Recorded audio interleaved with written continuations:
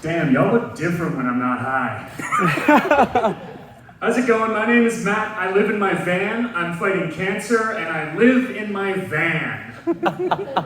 I'm so glad to be here with y'all tonight because on Monday, I do have an appointment to be flayed. More on that later. I do have a day job, but at heart, I'm really a stand-up comedian. I honestly think of it very seriously. There's nothing funny about it. You know, it's more of a lifestyle than just something that I do in my spare time. I try to do stand-up everywhere that I am. That is why I never sit down. I honestly am very dedicated to it. I write at a standing desk. I sleep in a Murphy bed that's never folded down. And I've removed the driver's seat from my van. It's really dangerous. You can only see like 3 meters ahead of yourself. Last time I got to stand up on this stage was for the cancer benefit show back a couple months ago. And honestly, it was a wonderful night. I was so happy to be there. That night, Jenny, our wonderful host tonight, came backstage and told us that we had raised $1,000 for cancer, which was fantastic news. Yes, give her a round of applause. It was absolutely fantastic news because I was kicking its ass at the time. It needed all the help it could get. So I live in my van, but recently I have been house trained. I learned that it's apparently not advisable to be going through chemotherapy while living in a tent on wheels. I haven't been in the van at all because of the cancer, because, treatments and such. So I was down at my girlfriend's parents' house, you know, how you do. And I was going through the treatments, and the treatments ended. It was about as abrupt as that sentence. Like one day, I was having literal poison pumped through my body, and then the next day they were like, "You're free to go. Go ahead, try and return to normal life. We'll see you in a few months to see if that other poison your body was making is back to kill you." When I was younger, I used to carry a Swiss Army backpack with me, like everywhere that I went. It was like a go bag, like it had everything that I needed during the day. And as I got older, I naturally started to need more things. So, day to day, you start piling on a couple extra things, a few extra books, a couple extra notepads. And eventually you end up with a backpack that weighs 3 tons, is made mostly out of metal, and is a Nissan. My partner and I recently drove that Nissan down to Ontario, to my hometown, to go to my cousin's wedding. I used to try to cannonball those runs back to Ontario because I thought the only way to drive was non-stop. But I was introduced to the wonders of road tripping on this trip. It was fantastic. We took 3 days to get there. It was a little longer, but I wasn't nearly as angry at Quebec drivers by the time I hit Montreal. Have you ever wondered where every seagull in the country goes for vacation? Just me? Okay. Well, you don't have to wonder anymore, because on that trip, me and my girlfriend found that location. Going through Quebec, we stopped at a hydro plant, and there was a little outcropping of land that had, no joke, about 34 seagulls per square meter. It was honestly infested. We ended up calling it Gulligan's Island. It was like a seagull music festival to a certain extent. Like, I swear we saw one of the gulls just wearing a fake dead mouse head. Eventually, later in the evening, we did go for a walk, and I decided to swing by the main stage to catch Seagull Skrillex's set. And I'm very proud to say that we walked that seagull gauntlet without getting mauled. It was both exhilarating and terrifying. At that stop, we also got to stay in a field that was inhabited by several groundhogs, who officially have one of the cutest butts in the animal kingdom. Top 10 at least. I dare you to find a cuter butt. Now, when we did try to get their attention, I realized really quickly that it wasn't going to work out. You see, we were in Quebec. I forgot that they don't speak English, and I don't speak French. But rest assured, I am listening to the Rosetta Stones for French on tape.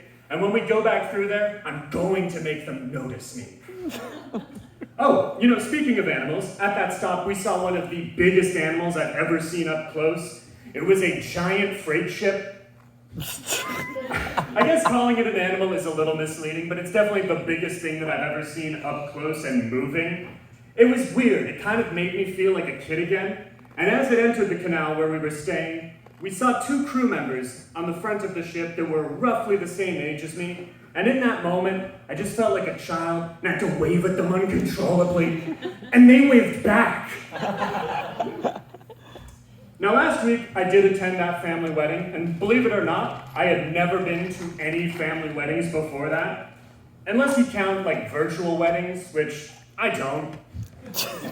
I ran that joke by my mom while I was home, and she told me that I actually attended my first wedding at the age of 3. But this pandemic has taught me that facts are subjective, and I don't remember that, so it didn't happen. It turns out I'm still a crier at weddings, though. Like last time, I figured I could chalk it up to being 3 years old, but at 24, I'm still crying at weddings. This time, I held out a little longer, though. I didn't start crying until the groom started walking down the aisle. Have you ever noticed that every bride or groom seems to have at least like 1 or 2 hot cousins? There were a few of those at this wedding. I like to think I was one of them.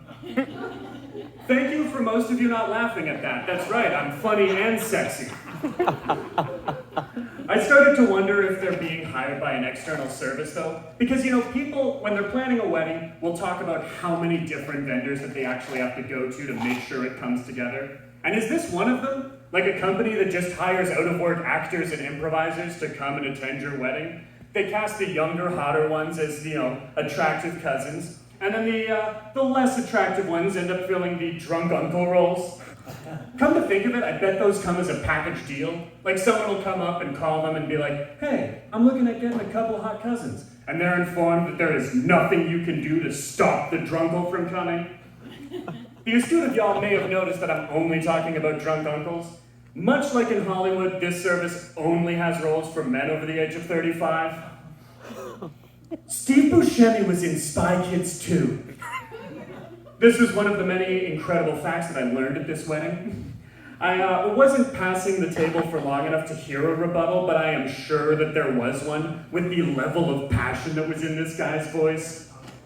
After the wedding, we did hit the road. We decided to visit some friends on our way home who had just recently bought a plot of land. They need to build a house on it, but right now the bank is really fucking with them, so they may need to build a tiny home before they can build their regular-sized house. And that is exciting to me, because I essentially live in a tiny home on wheels.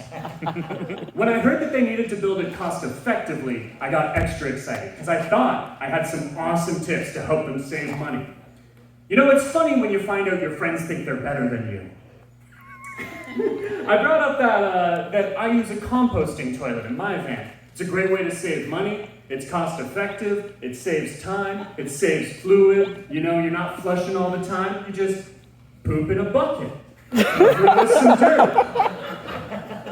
And can you believe that my friend didn't want to do that? The second I brought it up, he starts shooting me down. And I'm like, well, hey, it's healthy for the environment. You can put it in your garden later. And I'm trying to convince him, and he's just going, no, it's gross. I don't want to deal with that. And at a certain point, I had to be like, man, this is how I live.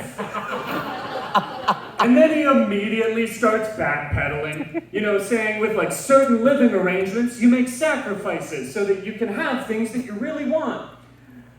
But here's the thing. He says that I have the toilet so that I have a van that I can travel in. But during the year, I work a day job where I don't get to travel that much. And I still shit in that glorified indoor bucket.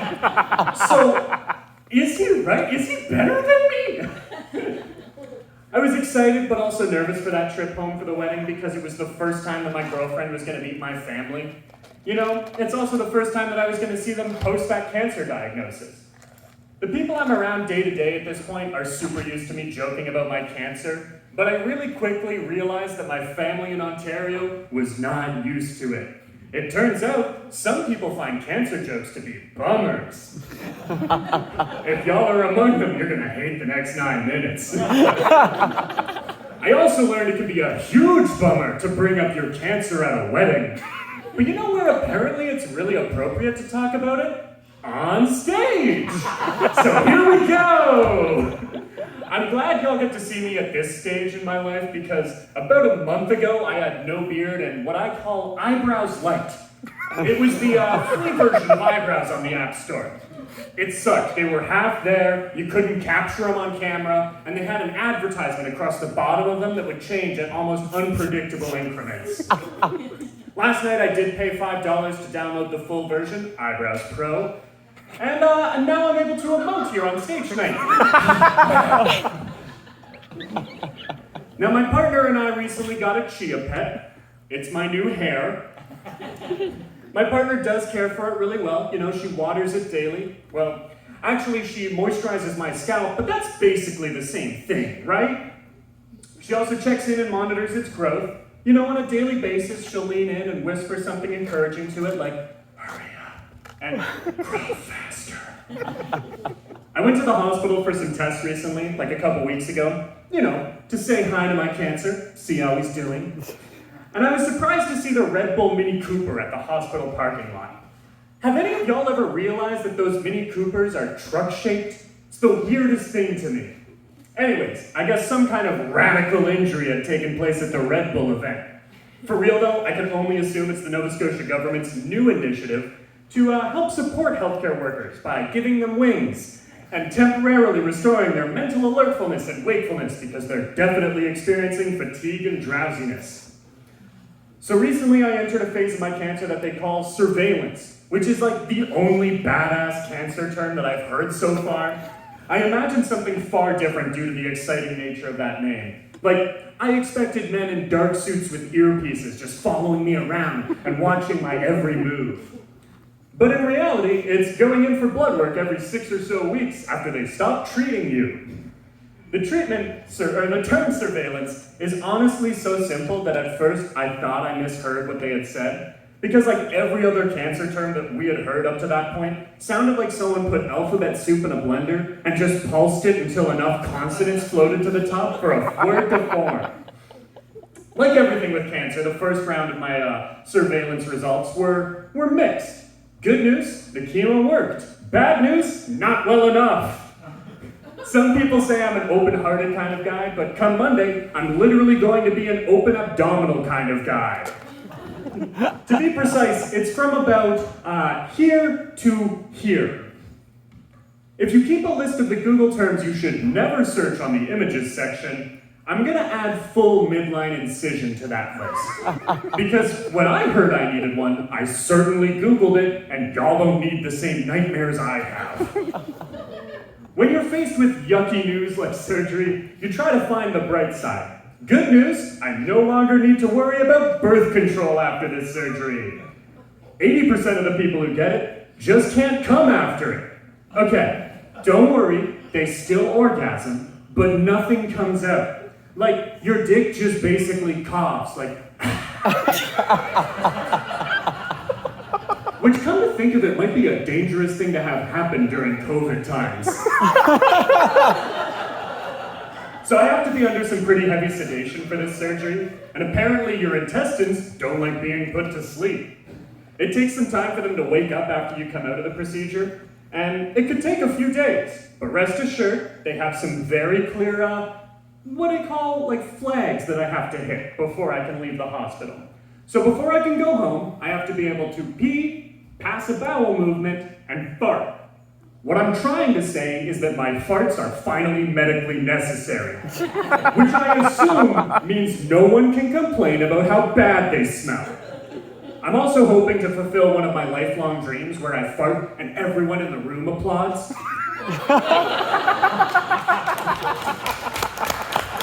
Thank you. That one was silent but deadly. I was kind of bummed to find out that I had to get this surgery. I'll level with y'all for a moment, because it meant that I couldn't go back to work. That's right, I love my day job. I do. It's exciting, I like doing it, and I was super excited to finally be going back. I was like a golden retriever who had been a very good boy. Who wants to go workies? But then I found out that I couldn't go workies, and I had to go to the vet again? I just hope they don't put a cone on me this time. The main reason I wanted to go back to work was it kind of felt like starting at a new job, but like this time I had all of the hacks. Like I would get a do-over on my personality, and my first impression would be great. Because I had a ton of transferable skills from the exact same job at the exact same students' union. I was going to try and give myself a new nickname when I started work too, like Hue. I work with graphics, it's not like the color hue, like H-U-E, But like Hugh, H-E-W, like the end of my name. I really got to appreciate spring this year being away from work. I got out for a lot more walks, and I realized that people are right. Spring is a garbage season. Like, for real, it switches between winter and summer so quickly that honestly it shouldn't even have its own name, unless that name is something far more fitting, like, That's why I think that Easter is so chocolate forward at that time of year. It's like a coping mechanism for us. You know, this past Easter, I went into a Sobeys and realized that they sell 2 chocolate rabbits. One named Mr. Munchie, and the other named Mr. Solid. And those 2 are my new stoned persona names. Mr. Munchie is pretty self-explanatory. He likes food. And Mr. Solid is the stoned me who's horny because you get it. One thing I do love about spring is the near constant rain. It really does improve the local theater scene. Have y'all noticed? No one else is paying attention to this? Every time it rains, you can see your local worms performing a live reenactment on the sidewalk of that one scene from Saving Private Ryan. Lately on our walks, my girlfriend is convinced that I'm going to be attacked by a chipmunk. Because every time I see a chipmunk on our walks, I do that thing where I crouch down and I hold my hand out and I click my tongue at it like, and I have no food. And every time she says, if you don't have any food, you're gonna get attacked. That's my girlfriend, not the chipmunk. The chipmunk usually just says something like, in response. So okay, we've got Easter, we've got rain, and spring cleaning. Now there's a fun spring activity. The other day, I think I irreversibly damaged my girlfriend's apartment while cleaning. I think I vacuumed up what could only be referred to as load-bearing dust.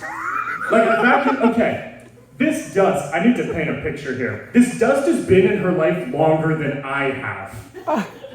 And I vacuumed it up, and then just heard something kind of shift in the ceiling. So I warned my partner, and we just don't use that room anymore. Finally, let's talk a little bit more about my surgery for a moment, because that's taking place in spring, and it's kind of like a spring cleaning for my body. I have a mass about the size of a ping pong ball being removed from me on Monday, and I do plan on playing beer pong with it afterwards, because I want a really fucked up biopic. When I found out that we would be spring cleaning my body, I met the surgeon who was going to be doing it.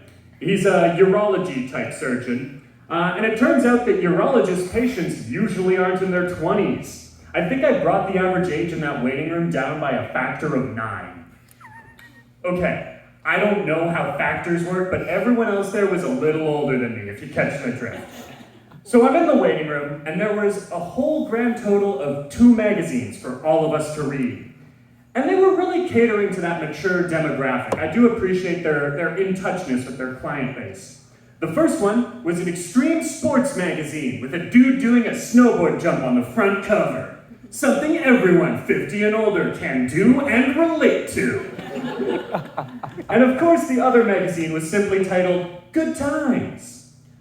Where was the Canadian Home and Gardens? Where is the Zoomer magazine? Where were the pamphlets telling me how to monitor my prostate health?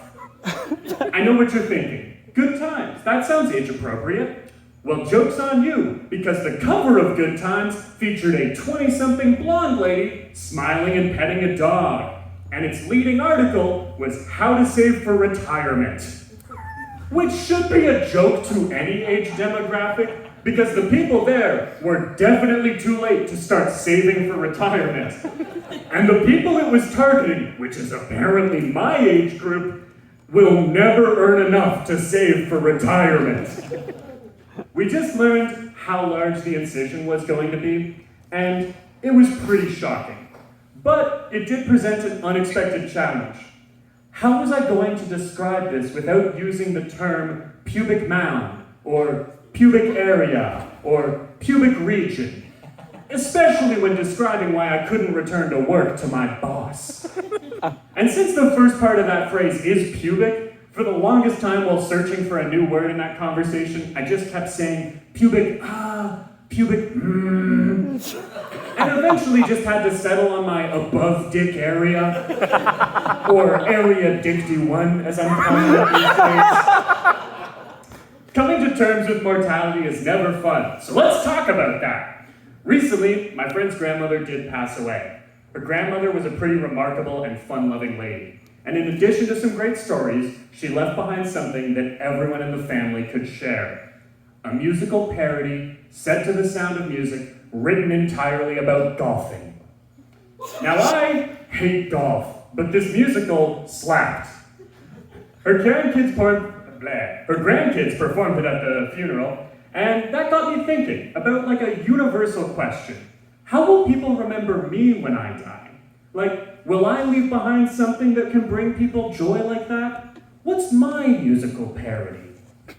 I guess I do have my stand-up, so would my loved ones just perform excerpts of my stand-up at my funeral? Because I don't think that is appropriate. Like, can you imagine my dad, who's here tonight, getting up on stage and coming up to the podium to say something sweet about me at my funeral, and just stepping up and saying, I believe it was Matt that said, "It's me, the test tickler. I'm here to tickle you with my long bald pubes." Which is a real joke I told at the last set. Speaking of grandmas, I already regret this transition deeply. Let's try that one again. When you visit your family after a good long absence, they'll catch you up on all of those stories that you haven't heard. And I heard one that I have to share with y'all. So, my grandma isn't a regular grandma. She is what I call a cool grandma. And like many cool seniors, she has some very cool chronic pain. But, like a few seniors, she is embracing the pain-relieving power of weed. I told you I got a cool grandma. As anyone who has ever dabbled with edibles knows, there is a ton of variation product to product. You got homemade and store-bought, those will kick in at different rates, and the effects will vary. You know, sometimes you'll even take the same thing, and it'll just hit you different. You know, maybe you hadn't eaten enough that day, maybe you haven't drank enough and you're a little dehydrated, who knows? Anyways, my grandma has a routine. If she's out for a long walk or going out to run some errands, she'll pop a couple of CBD gummy bears and head on her way. On the day our story takes place, our heroine is running a little late. Her daughter, my mom, is on her way to take our heroine to the optometrist. Grandma's joints are a little achier than usual, so she pops a couple of those little bears on her way out the door. The trouble started about halfway to the optometrist's office. Grandma was feeling a little sick. I don't know about these gummies. They feel a bit different. Maybe this was a bad pack. In that moment, it all clicked into place for my mom. Rewind a few weeks earlier. Grandma had been interested in trying out some of those new gummies. My mom bought her some of the new ones, noticed that the packaging looked nearly identical, and explained carefully that these were THC and would feel very different from the CBD she was used to. That's right, everyone. Turns out that day, my grandma grabbed the wrong packet and went from consuming no THC in her entire life to consuming 40 milligrams in one sitting. Which isn't much for an established stoner like myself, but is enough to lay her out in a major way. They arrived at the optometrist, and my mom explains the mix-up to my grandma, who shifted at that moment from chill and a little dizzy to hyper-paranoid and very dizzy. She's asking how high she looks, how dilated her pupils are, if her eyes are bloodshot, wondering if her iris has turned green like weed. And my mom is reassuring her that the only thing giving her away is how paranoid she's acting right now. Once her appointment has begun, my grandma is worried that the optometrist is going to find out. So to make sure that he never figures it out, she outs herself. How are you doing today, Gladys? Well, I took a medication for my pain, and it's acting a little different. Oh, what medication? Well, I took some gummies. And the doctor is 100% sure she's high at this point. I mean, she is fully narked on herself. And it's important to note that back in the day, my grandma was one of the first female cops in our town, so she's great at narking. After the appointment, she's feeling a little unsteady on her feet, So the doc helps her back to the chair in the waiting room with my mom, and he sets her down in a way that my mom could only describe as me as, he poured her into a chair. Now my mom asks how Grandma is doing because she can tell that the doctor is in the know now, and he replies with a little twinkle in his eye, she's making some great choices. Now my grandma had made her peace with the doc knowing, but she had a new worry. She was worried that her siblings were going to find out. See, here's the thing. Her and her siblings, my great aunt and uncle, all go to the same eye doctor. But I don't think they're gonna find out because all of them have different last names, and it's in Ontario where doctors aren't just chit-chatting about your family members to you. Now keep in mind that that is going on, and she is very worried about it. But she gets out to the car, she's relieved, she sits down and takes a brief 2-hour nap, and then they hit the Taco Bell on the way home, and then the 7-Eleven, and then they drop her off, and she's still a little paranoid that they're going to figure it out. Now my grandma is at home, and the story doesn't end there because she's nervous. So she does the best thing that she could think of to keep her brother and sister from ever finding out that she was high. She calls them and immediately outs herself to them. And as you know, she was a cop, and she's great at narking. I'm really proud of my grandma, though, because this experience hasn't discouraged her from trying to use weed in the future, and she's enjoyed it in the recent times that she has. But some of her siblings were intrigued after that conversation, and they've also joined in trying to treat some of their cool chronic pain with the devil's lettuce. Now, I have one last story from the road that I want to share with y'all, because on that road trip, my van broke down near a small town in New Brunswick. We left the van at the garage, we got a hotel room, and we learned that the repairs were going to take a couple of days. So we knew what we had to do. My set wasn't finished, I shouldn't really get down to it. So we got high, watched the X-Files, ordered a pizza, and I've never felt more like a real comedian. I've been McGlashan. Thank you so much for your time. Good night!